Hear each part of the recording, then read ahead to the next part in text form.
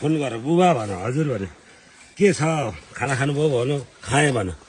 अनि यसपालि त डाइरेक्ट म त अर्थकै केही भन्ला कि भने त अनि यसपालि चुनावमा त घन्टीलाई दिनुपर्छ नि भनेर विदेशमा छन् अनि त्यहाँबाट त्यो भनेपछि ल हुन्छ मलाई छोरै नभन्नु त्यसमा चाहिँ तपाईँले अपराध गर्नु हुँदैन भनेर फ्याक्क भन्नु त्यो भनेपछि आखिर यसो सोचेँ मैले अब किन त अब हामी जति ती बसे पनि 7 सालदेखि काङ्ग्रेस हाम्रो बाबु बराजुहरूले गरेको छैन अनिखेर उनले छोराले त्यसपछि उसको भविष्य सुधार दिनु पर्यो अब हामी त के छ र हामी के गर्न सक्छौँ र बुढी भइसक्यो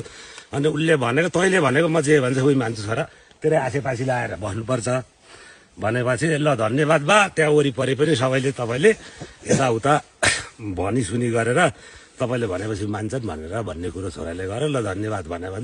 मैले